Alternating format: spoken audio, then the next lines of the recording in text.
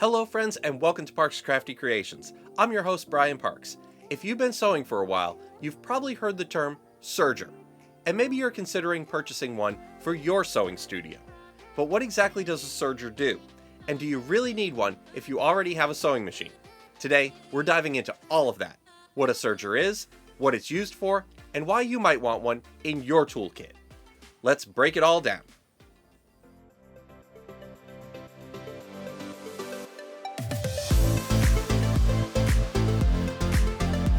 Before we get into it, if you enjoy this content, be sure to give us a like below as it really does help out the channel. Do it now please. And if you're new to our channel, be sure to subscribe and ring that notification bell icon so you'll always be notified whenever a new video drops. And hey, if you love what we do here, be sure to share us with your friends. So, what's a serger, and is it the same as an overlocker? Yes, a serger and an overlocker are the same machine. The term serger is more common in North America, while overlocker is the preferred term in the UK and Australia. Both do the same job. They're designed to trim, sew, and finish the edge of your fabric all in one pass. A serger uses multiple threads, loopers, and usually a blade to create strong, stretchy, and clean seams, the kind you see in ready-to-wear clothing. It might look a little intimidating with all of those cones of thread, but don't worry. Once you learn how it works, it becomes a total game changer. Sergers are really great for finishing raw edges so they don't fray, creating super stretchy seams for knit fabrics, speeding up garment constructions, making rolled hems, flat lock seams, and creating decorative edge finishes. If you've ever struggled with stretchy fabric on a regular sewing machine, or just want to give your projects a more polished, professional look, a serger is definitely worth considering. Your sewing machine is still essential for top stitching, buttonholes, zippers, darts, and tons of decorative work. But a serger, it's a specialist. It handles edge finishes and stretch seams like a pro. Because, well, it is. Here's a seam done on a sewing machine, and here's one finished on a serger. See the difference? Now, let's walk through how to use a basic serger. Threading is often the part that scares people off, but many newer machines have color-coded guides or even self-threading features such as the Baby Lock Jet Air threading system and Brothers Air threading technology, which allow for easy and quick threading of the loopers.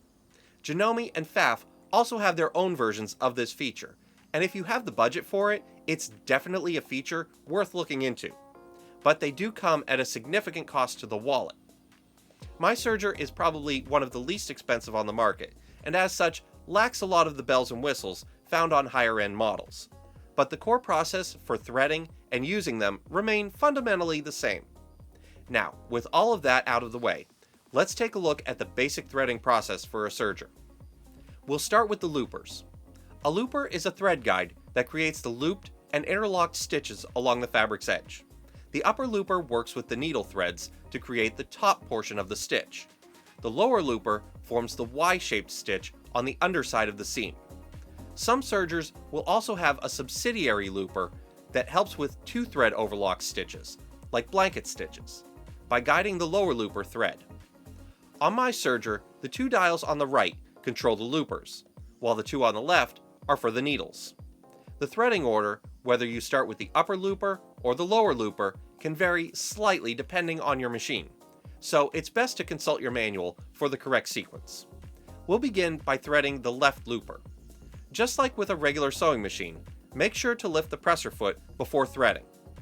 Follow the color-coded guides and diagrams on the machine, and run the thread through the correct path.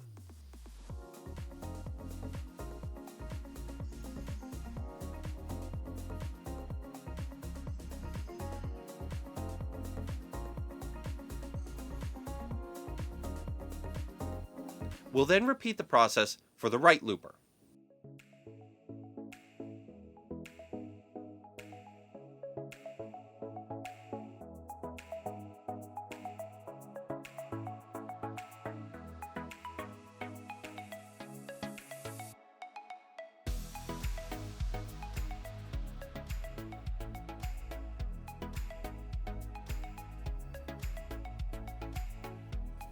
Next, thread the right needle, followed by the left.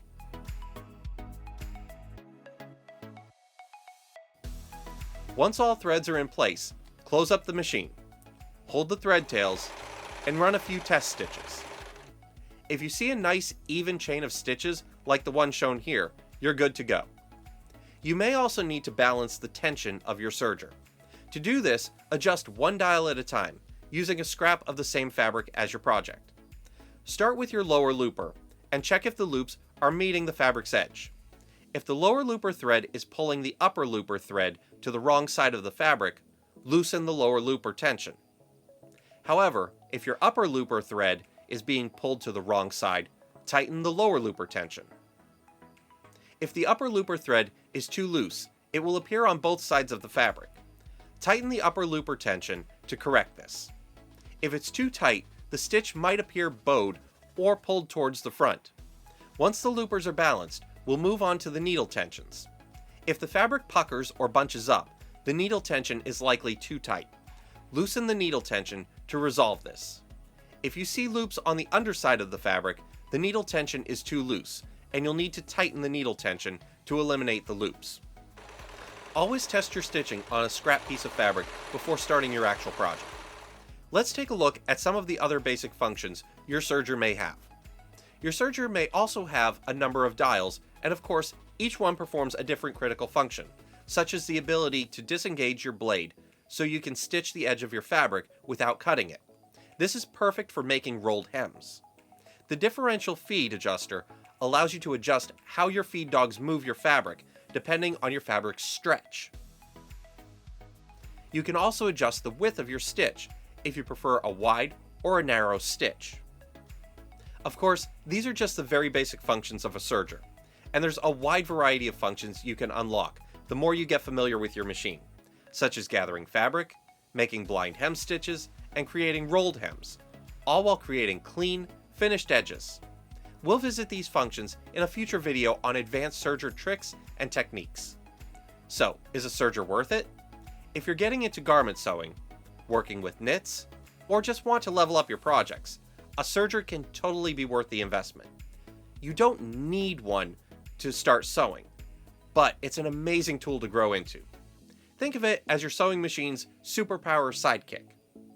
Not ready to make the investment in a serger, but still want to be able to finish raw edges on your projects? Check out our video on the overcast overlock foot for your sewing machine. While it doesn't cut your fabric, it does produce a similar finish for your edges at a significantly lower cost. This might just be the trick you're looking for to fill the gap. We'll add a link up above and down below in the description. Have more serger questions? Drop them in the comments below. I'd love to help. If you found this video helpful, be sure to give us a like below. And if you're new to our channel, don't forget to subscribe and ring that notification bell icon so you'll always be notified whenever a new video drops. Thanks for hanging out with me today. I've been your host, Brian Parks, for Parks Crafty Creations. We'll see you next time.